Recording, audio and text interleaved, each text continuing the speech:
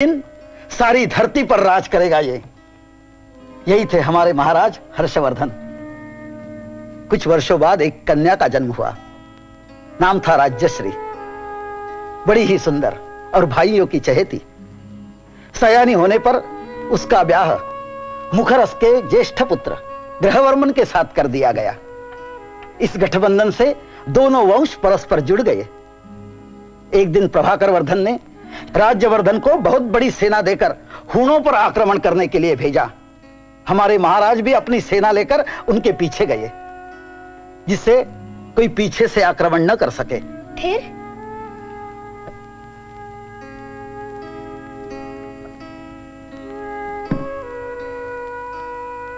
एक दिन महाराज हर्षवर्धन को समाचार मिला कि उनके पिता गंभीर रूप से बीमार है। दौड़े दौड़े वापस आए। बड़ा विचित्र दृश्य देखा। कहीं कोई द्रविड़ कपाल आहुति देकर रक्तजीवी पिशाच को सिद्ध करने लगा है, तो कहीं लोग अपना ही मांस देवी पर चढ़ा रहे हैं। राम राम करके किसी तरह वे महाराज के पास पहुंचे।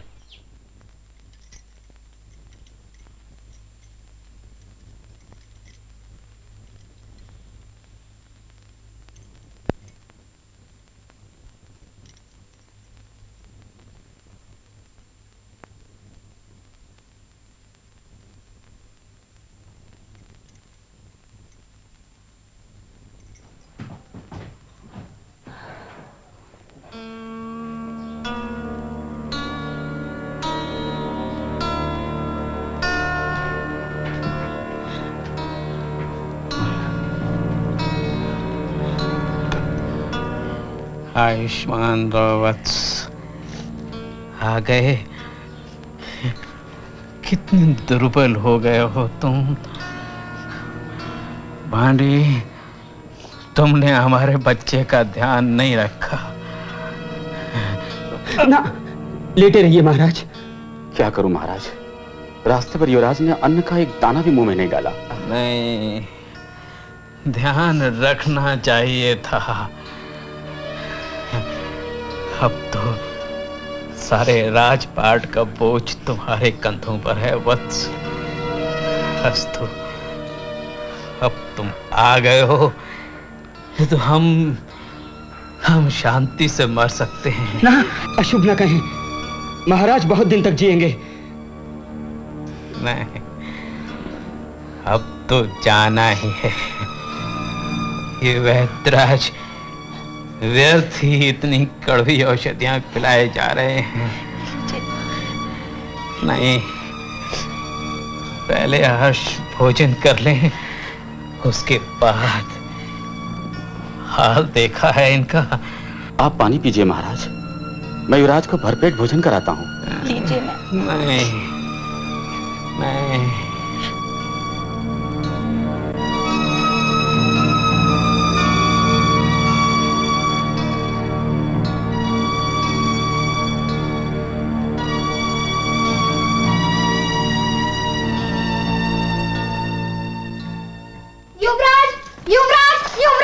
चिल्ला मत पगली, राजकुमार सो रहे हैं। तो जगा दो उन्हें, वही कुछ कर सकते हैं। क्या बात है, आने दो उसे। युवराज, महारानी, महारानी, युवराज। क्या महाराज? नहीं, महाराज जीवित हैं। फिर भी महारानी ने संकल्प कर लिया है। वो किसी की नहीं सुन रही। अब आप ही कुछ कीजिए महाराज। संकल्प? तेरा मतलब? हाँ। कहाँ? सरस्वती के तट पर। अन्य रानियों को भी वही मान और सम्मान देना जो मुझको देती आई हो, और मेरे हिरन को अपने बेटे की तरह पालना।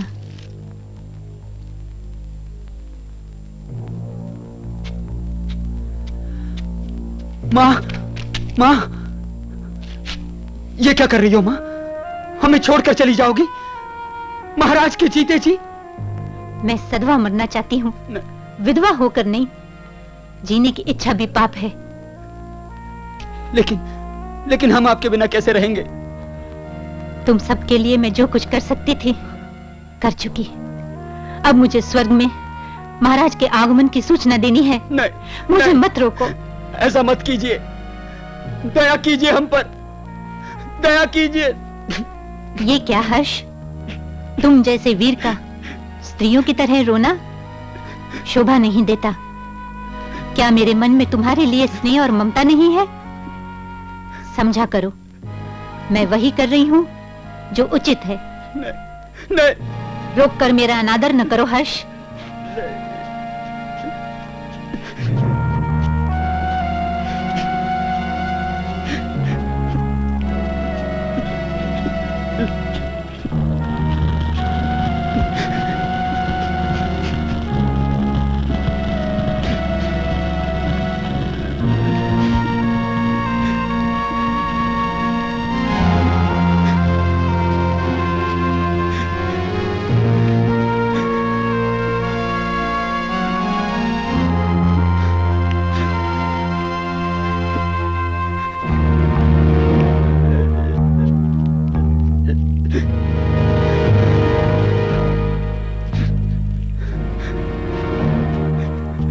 पति की मृत्यु के साथ ही पत्नी के रीति अनुसार आत्महत्या करने की ये तारीख में पहली मिसालों में से एक है।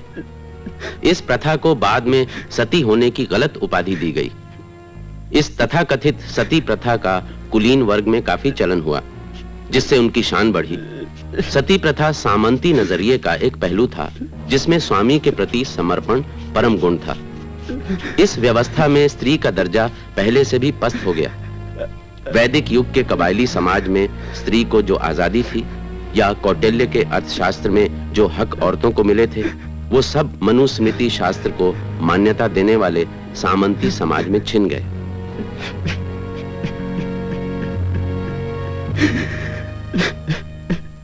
सती कभी भी एक आम रिवाज नहीं था, मगर ऊंचे वर्गों में कहीं कहीं ऐसी घटनाएं होती रहीं।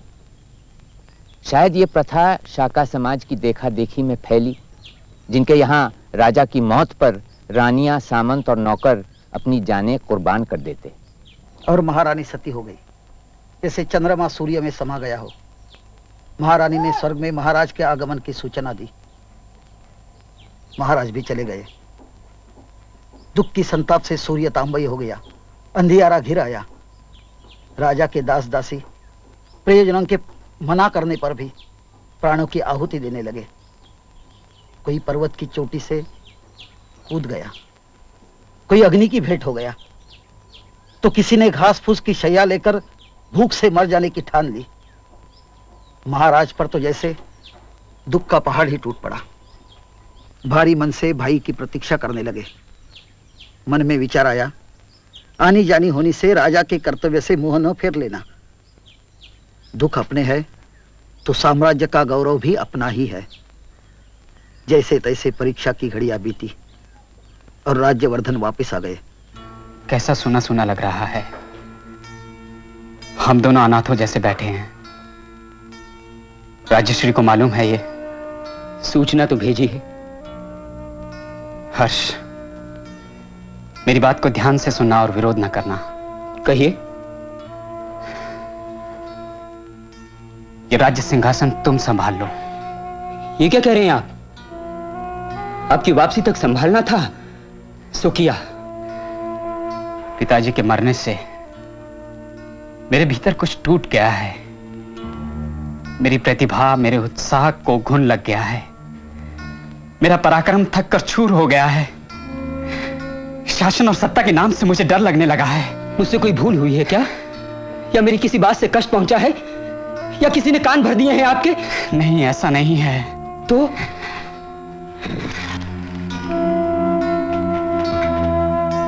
कायरता मेरे भीतर घुटने मोड़कर बैठ गई है। शासन के योग्य नहीं रहा मैं। मुझे दरबार का कोलाहल नहीं, आश्रम की शांति चाहिए।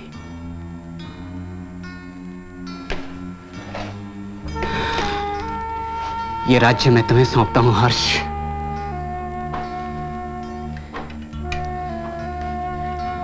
लो, ये तलवार भी ले लो। कौन है? क्षमा चाहता हूं महाराज, एक बहुत ही अशुभ समाचार लाया हूं। और अशुभ क्या होगा? कहो। जिस दिन बड़े महाराज के स्वर्गवास का समाचार वहां फैला, उसी दिन मालवा के राजा ने राजा ग्रहवर्मन की हत्या कर दी। ओह, और राजेश्री उन्हें बंदी बना लिया महाराज। मालवा के राजा को इसका मूल्य चुकाना होगा। महाराज वो अब हमारे राज्य पर आक्रमण करने की सोच रहा। चींटी के पर निकल आए हैं। हर्ष, मैं जाता हूं। राज्य, प्रजा और प्रियजनों की रक्षा के लिए मेरा अंतिम अभियान होगा। तुम गज सेना लेकर सावंतों के साथ यहाँ रहो। भांडी और अश्व सेना मेरे साथ जाएगी। मैं भी चलूंगा। सदा ही गया हूं। नहीं, शत्रु को इतना महत्व देना उचित नहीं है। फिर भी मैं चलूंगा। हट ना करो हर्ष, इस बार विध्वंस का नाटक मुझे अकेले खेल लेने दो। पिता की चिता ठंडी भी नहीं हुई, भाई युद्ध पर चला गया। मां सती हो गई, बहनोई की हत्या हुई, बहन को बंदी बना लिया गया। महाराज के लिए एक एक पल एक एक वर्ष के समान हो गया। उन्हें देखकर लगता था जैसे गजराज जंगल में अपने टोली से बिछुड़ गया हो। न दिन को चैन न रात में नींद। घड़ी भर के लिए सोए भी तो बार बार दुस्वप्न दिखाई दे कि राजप्रासाद के गगनचुंबी स्तंभ चूर चूर हो गए हैं। एक और अपशकुन? हाँ, क्योंकि थोड़ी ही देर में धूल में लथपथ थकादा कुंतल वहां पहुंचा। कुंतल कौन? राज्यवर्धन की अश्वसेना का नायक। क्यों, क्या युद्ध हार गए? नहीं, युद्ध तो हम जीत गए। मालवा का राजा भी मारा गया। तो यह हाल क्यों? महाराज कहां हैं? और भांडी? इसे तो सांप सूंघ गया। कुछ बोलो भी। बोलता क्यों नहीं? जबान कट गई है तेरी। डरो नहीं, जो भी हो निर्भय होकर कहो। गौड़ के राजा महाराज को फुसलाकर अपने साथ ले गए और धोखे से उनकी हत्या कर दी। तो तुम लोग क्या कर रहे थे? साथ क्यों नहीं गए? हमने बहुत विनती की पर वो नहीं माने। अकेले ही जाने की हट करते रहे। क्या कहकर वो महाराज को अपने साथ ले गया?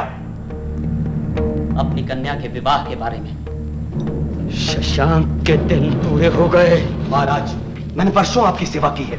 पुष्यभूति के वंशजों के साथ ऐसा व्यवहार मुझे सहन नहीं। यही समय है महाराज जब आप दृढ़तापूर्वक अपना आधिपत्य जमाएं। मैं सहमत हूं। केवल गौड़ ही नहीं महाराज, अन्य राजाओं को भी सबक सिखाना होगा, जिससे उनके सिर आपके सामने झुक जाए और हमारे पांव चादर में ही रहे।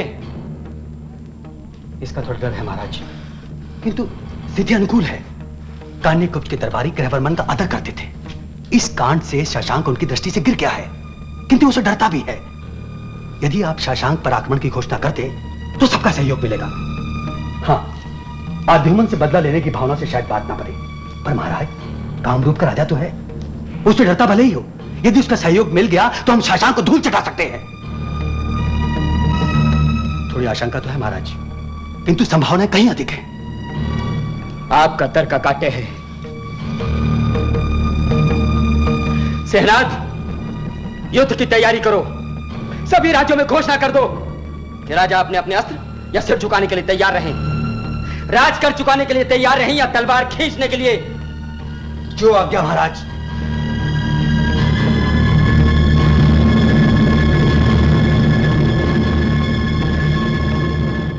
इसके बाद महाराज का दुख हृदय से छलक आया। देर तक आंखों से गंगा जमुना बहने लगी। दुख मनाने का भी समय नहीं। युद्ध की तैयारी जो करनी थी, जिस दिन सेना कूच करने वाली थी, बड़ी गड़बड़ हो गई। महाराज राजाज्ञा घोषित करने वाले ही थे कि राजमुद्रा हाथ से छूटकर धरती पर गिर पड़ी और उसकी छाप भी बन गई। सब लोग इस अपशकुन से डर गए। महाराज ने कहा, नहीं, यह अपशकुन नहीं, इसका अर्थ है पूरी धरती पर